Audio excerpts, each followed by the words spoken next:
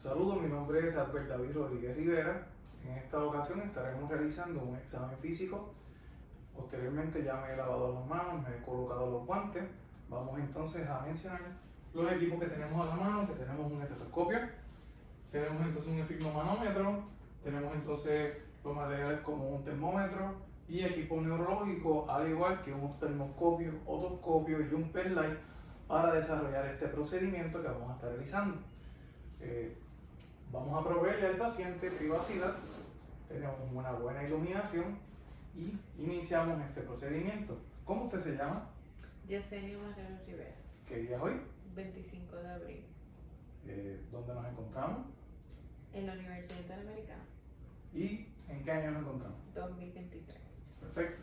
Así que determinamos este tipo de procedimiento para conocer que el paciente está dentro de sus tres esferas y ahora vamos a estar realizando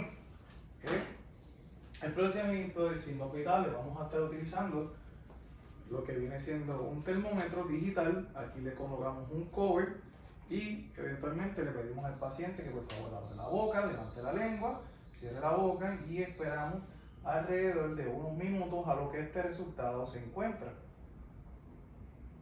Se supone que la temperatura esté entre los 35 a 37 grados Celsius. Si fuese en Fahrenheit, fuese de 96 a 99.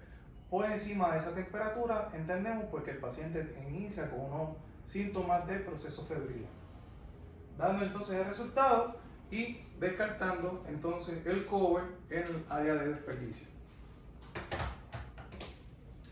Seguido, vamos entonces a tomarle la presión arterial a la paciente. Le pedimos que entonces pueda mantener su brazo perpendicular a nivel de la costilla o el espacio intercostal 4 y 5. El propósito de tomarle los signos vitales a la paciente es determinar cómo se maneja su presión y entonces donde colocamos el cuff, lo colocamos entonces cerca a dos espacios de la zona cubital, principalmente del pliegue donde encontramos entonces el bíceps braquial. Utilizando entonces el estetoscopio, lo colocamos, le decimos al paciente que está frío para que entonces no se sienta incómoda, un poquito más a esta área, y empezamos a tomar la presión.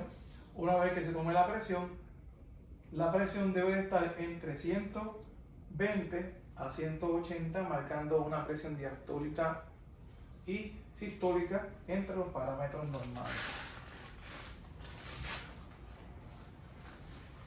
Gracias. Posterior a eso, vamos entonces a tomarle el pulso y aquí colocamos nuestros dos dedos en la zona donde se encuentra el radio. Lo podemos determinar anatómicamente por este dedo pulgar.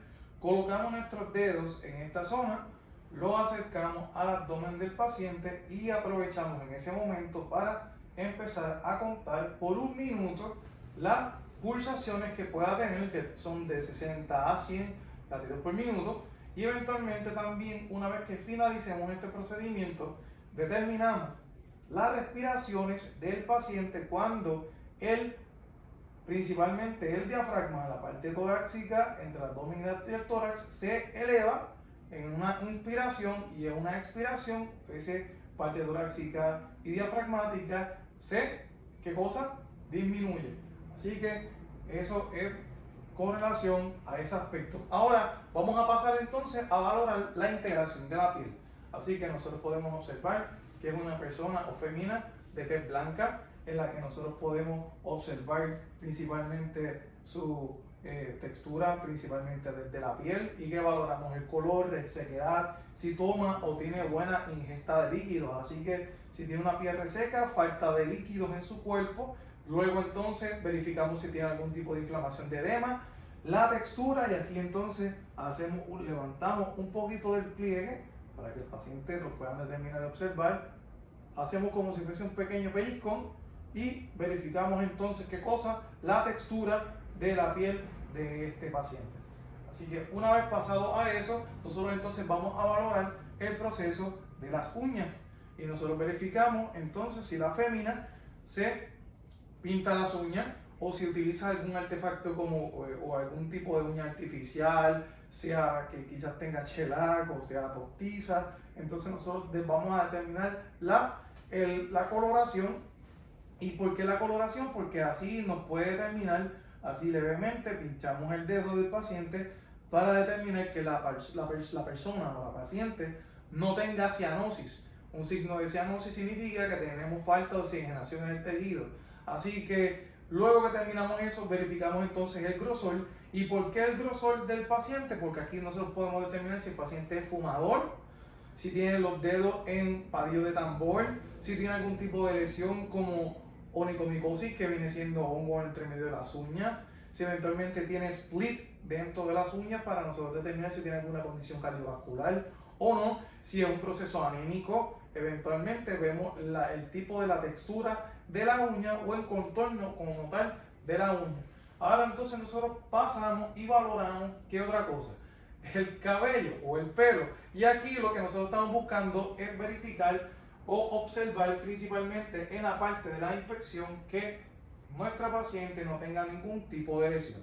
Luego que no tenga un tipo de lesión, nosotros entonces vamos a tomar, si me lo permite, por favor, vamos a verificar el tipo de textura, cuán largo es la dimensión del cabello, cuán largo, el grosor como tal, y otra cosa que vamos observando entonces del paciente es su coloración. ¿Qué tipo de coloración puede tener el paciente? Al momento de la evaluación nosotros podemos determinar si la paciente no tiene un proceso de pediculosis, que vulgarmente se menciona el nombre, que la paciente puede tener piojo. Eventualmente se observa también en la integridad de ese abundante, ¿verdad?, distribución de cabello, que no tenga alopecia. Existen 3 tipos de alopecia, que son androgénica por edad, difusa, que tiene cabello pero se ve que hay un espacio claro entre el cráneo, y areata, que son los espacios donde va a carecer en forma redonda ese proceso de distribución del cabello en ciertas áreas, y son por diferentes tipos de patologías. Aquí entonces nosotros vamos a pasar a la inspección, que pasamos del cráneo ahora a la palpación, y vamos entonces a tocar el área del cráneo como tal, y aquí entonces evaluamos a la paciente por todas sus partes, y lo que nosotros estamos identificando en esa parte de la palpación es verificar si hay presencia de microcefalia, de macrocefalia, y ahí nosotros podemos determinar también si el cráneo es normocefálico. En este caso la paciente, gracias al Señor, tiene un proceso normocefálico, y nuestro cráneo contiene 5 huesos. Casi siempre se menciona que son 6 porque se dividen en 2 partes en pareja. Tenemos hueso frontal, hueso occipital, huesos parietales, y a ambos lados de nuestra oreja o los lóbulos nosotros tenemos entonces los huesos temporales, que van a estar conformando la parte de los huesos de nuestro cráneo. Nosotros buscamos entonces que el cráneo obviamente pues tenga su simetría, y luego que nosotros podemos determinar la simetría del cráneo, determinamos que entonces el paciente tiene una condición o un cráneo técnicamente normocefálico. Luego de este aspecto vamos entonces a distribuirnos directamente hacia los ojos, y aquí vamos a estar utilizando nuestro pen light para entonces pedirle al paciente que por favor le pedimos al paciente que mire hacia un punto fijo, y luego que esté concentrada quiero que entonces ahora se ubique en mi pen light, y yo quiero determinar con esto los movimientos que pueda tener del ojo. Así que le voy a pedir por favor que pueda seguirlo a los lugares que yo lo estoy moviendo, ¿está bien? Y aquí nosotros estamos observando si la paciente tiene alguna desviación o trastorno de la visión, y aquí nosotros estamos valorando, muchas gracias, aquí nosotros estamos valorando los movimientos oculares o el tercer par craneal de nuestro ojo, que es el oculomotor. Se valora también el cuarto par craneal, que es el tropial, también conocido como la mirada patética, y eventualmente el nervio o par craneal número 6, que es el abducen. Nosotros también debemos determinar, aparte de los movimientos del oculomotor, una carta que tenemos entonces en esta sección, que pedimos entonces al paciente que lo pueda utilizar para ver la agudeza visual que pueda tener, que se llama la carta de Snell. La carta de Snell se le pide al paciente que cierre, se tape un área del ojo mirando y determinando la posición numérica que pueda tener esa carta de Snell. Nosotros le pedimos que por favor me lea el número 2. ¿Qué letras puede observar ahí? La F y la P. Perfecto, ahora te tapas el otro ojito y bajas este. La 3, por favor.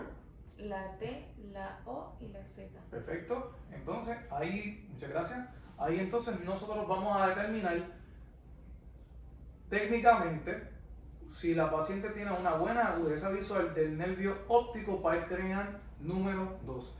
Al mismo tiempo, nosotros pedimos que la paciente pueda cerrar sus ojos y con nuestro pen light nosotros vamos a pasar en esta dirección para determinar si puede percibir la claridad o no del pen light.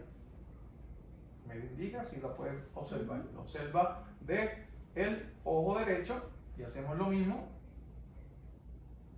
del ojo izquierdo, y aún con los ojos cerrados podemos valorar que el nervio óptico es sensible a los reflejos de la luz aun cuando tenga su párpado totalmente cerrado. Pedimos también al paciente que por favor pueda cerrar los ojos nuevamente y nosotros vamos a determinar entonces si hay algún tipo de daño a nivel del nervio parasimpatético, principalmente en la reacción entre la entrada de la luz hacia el área óptica como tal. Se supone que haya una contracción de ese lente ocular. Así que eventualmente le pido al paciente que abra los ojos y puedo ver entonces que el ojo ha creado o es reactivo a la entrada de la cantidad gradual de luz que permite entrar del ojo derecho. Eventualmente le pido al paciente que cierre los ojos y nuevamente los abra y lo determino del otro lado inverso, y así nosotros determinamos que en la parte del óculo motor que tiene que ver no solamente del movimiento sino de graduar la parte del lente ocular para la cantidad de luz que entre, nos determina a nosotros que sí está funcionando y que no tiene una condición como midrias y miosis, que entonces ya el daño sería a nivel central principalmente. Así que una vez valorado esto, nosotros también pasamos entonces al siguiente proceso y vamos entonces a estar infeccionando la vía nasal. Para valorar la vía nasal nosotros vamos entonces a utilizar un espéculo, y este es un tipo de instrumento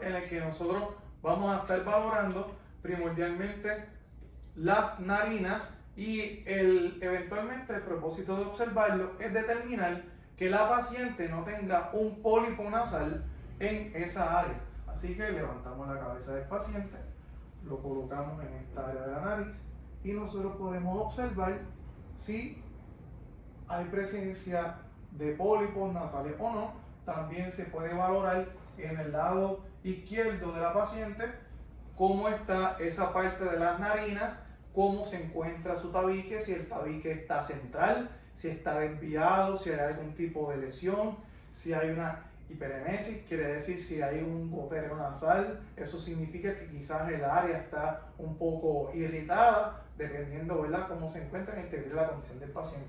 De nuevo, entonces, por esta zona lo vamos a estar realizando y observamos realmente que está totalmente simétrico esa parte de la nariz como tal. Luego que salimos de esa área, vamos entonces a pasar directamente a la región del área bucal. Así que yo entonces le voy a estar pidiendo a la paciente que por favor utilizamos entonces el instrumento de un depresor de lengua y el pen light. Dentro de este proceso yo quiero verificar, y aquí quiero valorar el par craneal número 7 a nivel del rostro, así que le voy a pedir a la paciente que por favor me dé la sonrisa más linda que tenga, que es bella. Así que yo puedo ver entonces que no hay una desviación de la comisura labial, que tiene el área labial simétrica. Le pido que por favor me tiren muchos besitos. Y ahí nosotros podemos observar que hay simetría en el movimiento de los músculos faciales. Nosotros determinamos este tipo de procedimiento para descartar una posibilidad de dos tipos de lesiones faciales. La campana o facial o parálisis de Bell, conocido como la parálisis de campana, que es periférica y se puede recuperar con tratamiento corticosteroides, con lámpara de luz ultravioleta, entre otras condiciones, ejercicios de mímicos musculares de la cara para que vuelva a recuperarse de la lesión, o si es central, que solamente la comisura labial, una área de la comisura labial se va a ver afectada, y esto debido a un daño de la motoneurona superior del área del cerebro.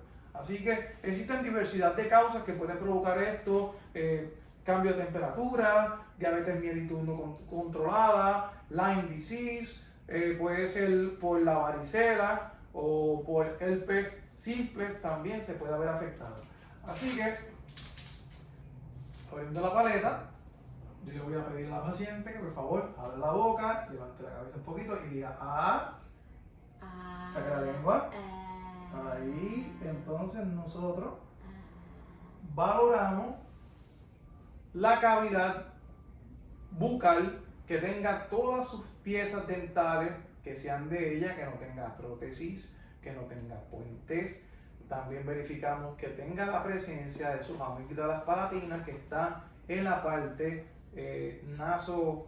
nasobucal o faríngea, bucofaríngea, en la que la realidad es que ellas nos ayudan contra las defensas de cualquier microorganismo. ¿Cómo sintió el sabor de la paleta?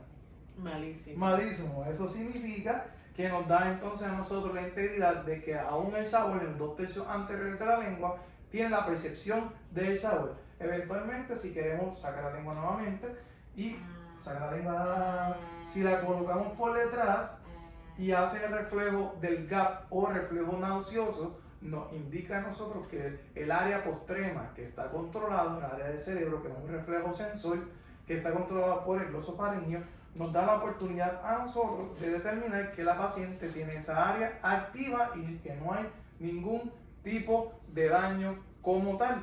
Así que nosotros dentro del rostro tenemos que también valorar la distribución y simetría de las cejas, de las pestañas de los párpados superiores, de los párpados inferiores, que pueda entonces comprimir sus ojos así, acá con compresión, y que los pueda abrir como tal, y lo abre, y así nosotros podemos determinar, claro está, si tiene máscara, por el tipo de maquillaje que pueda tener. Nosotros queremos determinar que la paciente no tenga una condición palpebral, que se ve ptosis, que significa caída del párpado por algún tipo de condición, eventualmente, ¿verdad?, que se le pueda encontrar. Hasta el momento hemos discutido todo lo que tiene que ver con la parte de la cara, boca. Vamos entonces a pasar a la región auditiva. Le voy entonces a pedir a la paciente que por favor se coloque y me ayude a colocarse de manera sentada de este lado de acá, ¿okay? Manteniendo siempre la privacidad y la comodidad del paciente, y la cubrimos y la tapamos. Entonces vamos a pasar a esta otra sección, y en esta sección nosotros vamos a determinar, lo siguiente. Pasamos ahora al área del oído, y para que sea más visible colocamos entonces la paciente de ladito y queremos determinar la anatomía del oído. Dentro de la anatomía del oído nosotros entonces vamos a tener el hélix, el antihélix, el trago, el antitrago y la parte de la concha, que son las características de nuestro oído desde la parte externa. Tenemos el conducto auditivo medio e interno, donde se encuentran obviamente nuestra campana o membrana timpánica, y más adentro se encuentra la trompa faringotimpánica, conocida como la trompa de Eustaquio, que comunica nuestro conducto desde nuestro oído externo, medio e interno, hasta la parte nasofaríngea, en la que nosotros entonces tenemos el conducto. Las infecciones de oído llegan a garganta y las infecciones de garganta llegan hasta nuestro oído. Para nosotros determinar el par craneal número 8, conocido como vestíbulo coclear, que tiene que ver con entre el balance y la parte auditiva de la cóclea, nosotros utilizamos un instrumento que se llama el diapasón, que es este instrumento que tenemos a la mano, que eventualmente este instrumento se utiliza para determinar el sistema neurológico en dos aspectos, en la parte de conducción y en la parte de la audición. Así que vamos a estar realizando el procedimiento de lo que se conoce como el signo de Rini, y es que nosotros con la palma de la mano le vamos a entonces a estar dando el diapasón de esta manera, genera un ruido y lo colocamos en la parte posterior y le pedimos a la paciente que nos diga qué siente. Escucho. ¿Qué siente? Escucho un sonido y me hace una vibración en el... Le hace una vibración. Entonces volvemos a realizar lo mismo porque lo que estamos realizando es en el hueso mastoideo, en la parte retroauricular de la oreja, para entonces determinar, ¿verdad?, si siente ese proceso de la vibración y el sonido. Hacemos lo mismo y esta vez lo hacemos de la parte aérea. ¿Cómo lo siente ahora? Sí, se escucha. Un poquito más agudo el sonido, Sí. de la vibración, y ahí nosotros determinamos que es un examen en la que el paciente, si no tiene la habilidad de escuchar, pudiera ser que tenga problemas de la audición. Pasamos de este lado ahora y hacemos el examen de Weber. El examen de Weber es muy similar. Golpeamos con nuestra palma de la mano el instrumento conocido como el diapasón y lo colocamos entonces en la frente del paciente. ¿Y qué siente? Los escucho en ambos oídos. Y la paciente lo escucha en ambos lados de su oído, indicándonos a nosotros que tiene una buena conducción de la vibración y el sonido. Para la parte vestibular, nosotros le pedimos al paciente que en este caso ambule, pero no lo vamos a hacer ahora, para evitar riesgo a caída y lesiones, que son aspectos importantes que tenemos que preguntar al paciente al inicio de una valoración. Ahora pasamos a la región del cuello.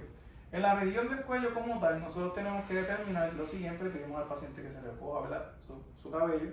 Colocamos nuestros dos dedos entre el área del cuello. Le pedimos a la paciente que gire su cuello del lado izquierdo, así mismo, hacia ese lado, y nuestros dedos van a estar justamente por encima del músculo esternocleidomastoideo. Le pedimos que gire del lado derecho y volvemos a observar que tiene buen movimiento del cuello, y así nosotros podemos determinar que el paciente no tiene un síndrome que se llama tortícolis, provocado por el nervio espinal, o también conocido como el nervio accesorio.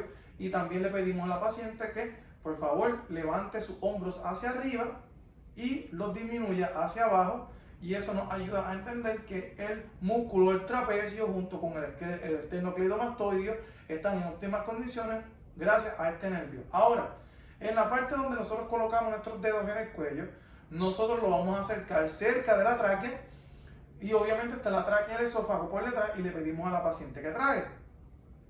Así nosotros vamos a poder sentir y palpar si la paciente tiene alguna dificultad o disfagia al tragar, y esto nos indica a nosotros que pudiera ser alguna obstrucción, alguna patología cercana. También nosotros valoramos tocando el área del cuello, palpando poco a poco el área del cuello, si hay inflamación de la glándula tiroidea, y esto, si hay inflamación de la glándula tiroidea, nos indica a nosotros que es un paciente que posiblemente tenga hiper o hipotiroidismo.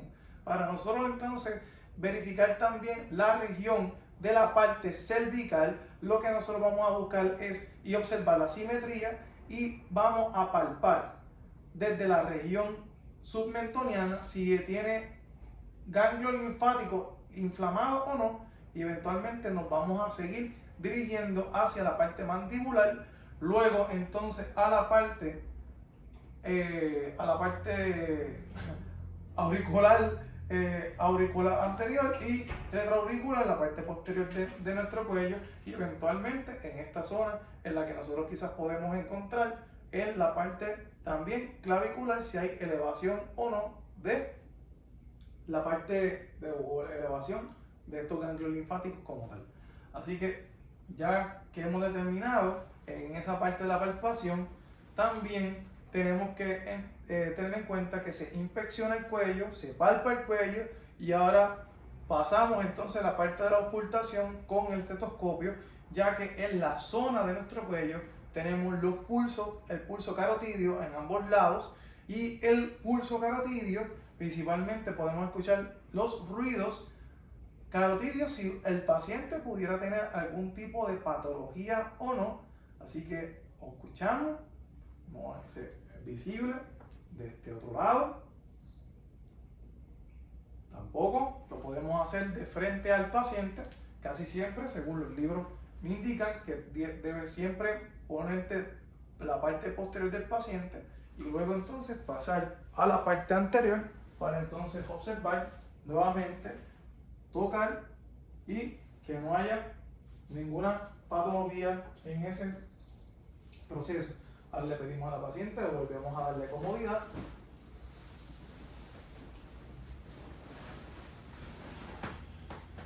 Y pasamos entonces a la región del tórax. Aquí en la región del tórax nosotros vamos a descubrir a la paciente y se le pide a la paciente observando poco a poco, obviamente dándole privacidad a la paciente como tal. Verificamos la piel en la parte de inspección que no tenga ningún tipo de lesión y se observa de dos formas, en la parte posterior y en la parte anterior. En la parte posterior nosotros verificamos que la columna vertebral esté simétrica gracias a los procesos espinosos de la parte cervical torácica, y nosotros vamos a determinar varias condiciones como cifosis, que es joroba, lordosis o escoliosis. En la parte anterior de nuestro tórax nosotros podemos observar la simetría entre las clavículas, que no haya tenido ningún tipo de lesión o fractura. Eventualmente nosotros determinamos, levantando la cabeza del paciente, colocando nuestro dedo cerca de la zona o escotadura del manubrio del esternón, donde se encuentra el cuerpo del esternón, y seguimos entonces moviéndonos en esa misma dirección hasta llegar a la apófisis sifoide, que divide la región abdominal de la región torácica. En el caso de mi paciente, ella es femina, así que su anatomía es diferente a la del varón, ya que ella tiene las glándulas mamarias, y ahí entonces en ese proceso se hace una inspección y luego se le pide entonces que la paciente se palpe, ¿verdad?, en esa zona, porque ahí determinamos y descartamos algunas condiciones de glándulas mamarias o algunas patologías ya externas en ese aspecto. ¿Qué otra cosa nosotros podemos observar dentro de la simetría de nuestro tórax? Las condiciones. Si tiene un pecho o un tórax depresible, se le conoce como pectus excavatum, que se observa en pacientes que son asmáticos. Tenemos pectus carinatum, que es un pecho en forma de diamante, también conocido como pecho de paloma, y posterior un batter shaped chest, que es lo que vemos en pacientes fumadores, que es el el tórax en forma de barril con una leve cifosis y alteración de dedo en palillos de tambor, que es lo que se va observando en la morfología de ese cambio que se ve en el paciente. A nivel del tórax, eventualmente tenemos dentro de nuestro tórax pulmón y corazón. En el área de esa parte respiratoria, nosotros lo que vamos entonces a estar escuchando a través de los sonidos. Y aquí entonces nuevamente le voy a pedir a la paciente, por favor, dándole privacidad, si pueda sentar nuevamente.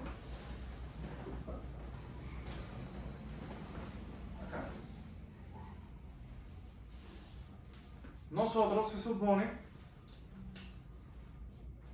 que ocultando el área del corazón sea principalmente en forma de Z. Así que en forma de Z nosotros tenemos el segundo espacio intercostal del lado derecho, el área aórtico. Segundo espacio intercostal del área derecha tenemos entonces la pulmonar, el izquierdo. En el espacio, cuarto espacio intercostal del lado derecho, nosotros vamos entonces a tener la válvula tricuspidia, y en el quinto espacio intercostal línea medio clavicular, vamos entonces a tener la auscultación o el sonido de lo que viene siendo la válvula mitral en este aspecto. Ahora, en la parte de los sonidos respiratorios, que vamos a entrar al pulmón, como nosotros auscultamos el pulmón, nos colocamos entonces en la parte posterior y le pedimos al paciente en forma, ¿verdad?, descendente, que por favor respire profundo y que lo bote.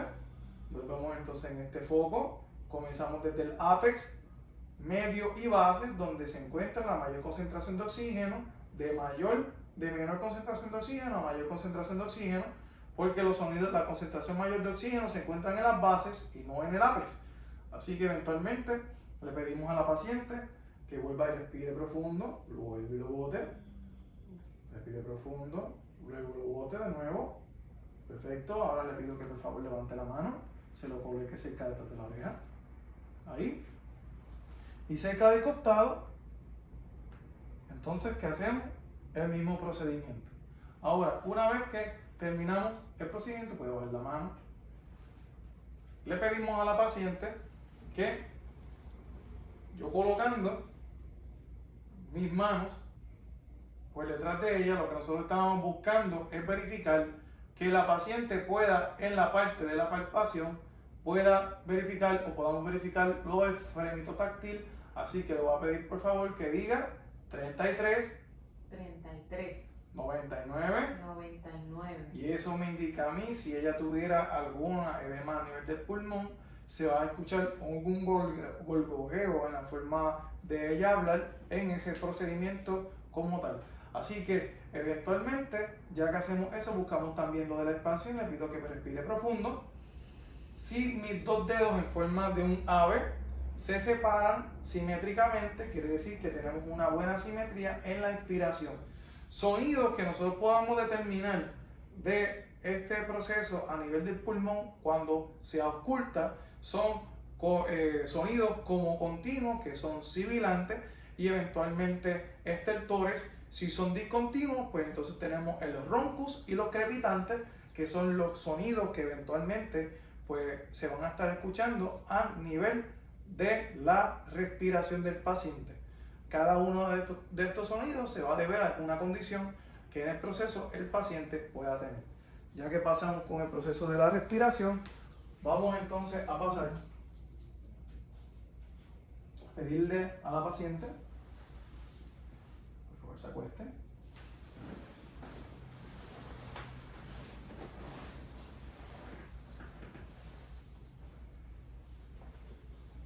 Y vamos entonces ahora a acostar a la paciente.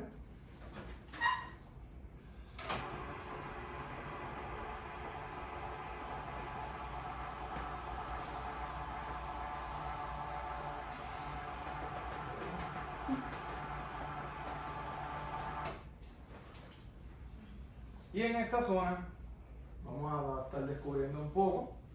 Levantamos la bata de la paciente, cubrimos,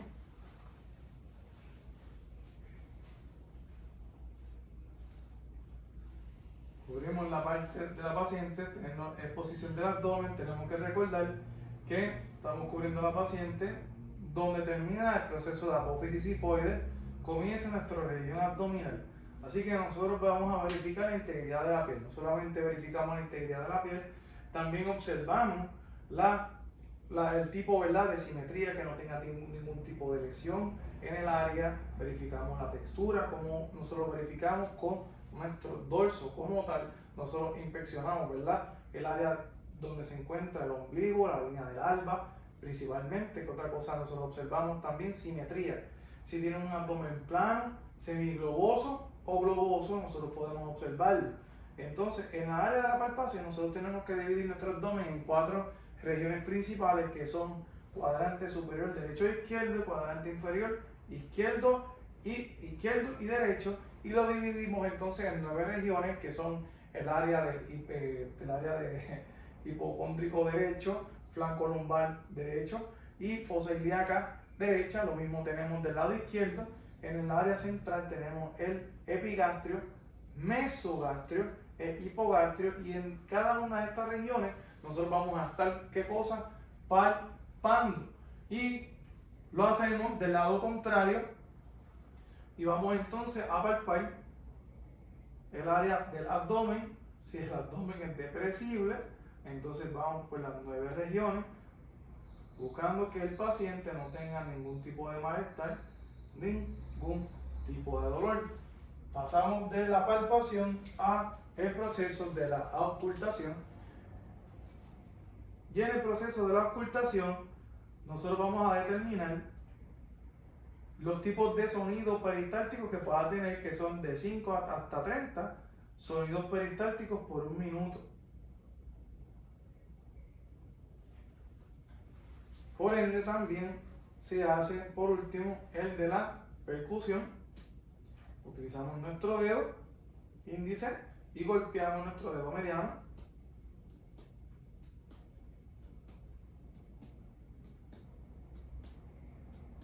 Y este mismo sonido pudiera ser de remate o un sonido sónico en el que pueda sentir de forma hueca, y eso pues nos indica a nosotros, ¿verdad?, que el área abdominal, su movimiento, donde el paciente no tiene gases o molestias o alguna, ¿verdad?, irritación en esa área abdominal, recordando que dependiendo el tipo de condición del paciente, pues si el paciente no consume mucha agua o alimentos altos en fibra, pues puede tener problemas a nivel abdominal. Así que volvemos a proveer privacidad al paciente. Vamos entonces, tú vas a dar aquí y le volvemos a dar privacidad a la paciente. Ahora, vamos entonces a pasar a los procesos de las extremidades, y aquí nosotros vamos entonces a estar identificando entonces también textura como tal en los movimientos, y verificamos los diferentes tipos de pulso que nosotros podemos encontrar en esta área. Tenemos entonces el pulso que tenemos del lado radial, tenemos el ulnar o cubital, también tenemos el axilar, el del área braquial, tenemos los pulsos carotidio, axilar, apical, cerca o muy por debajo del área del pezón como tal del paciente. Tenemos el de la fosa poplitea, tenemos el del tibial, y así también nosotros vamos a valorar el área de los ortejos o ortejos, también conocido como dedos. El primero ortejo, segundo ortejo, que son primer dedo del pie y el segundo. Nosotros verificamos entonces textura, rubor, irrigación, que no tenga ningún tipo de edema, que no se observe en la integridad de la piel edema o algún tipo de inflamación. También seguido se supone que nosotros realicemos entonces dentro del examen neurológico con un martillo, que eventualmente con el martillo nosotros busquemos entonces los tipos de reflejos del paciente. Le pedimos entonces en el área a la paciente que se pueda levantar un momento. Vamos entonces a levantar la barandilla un momento de la cama.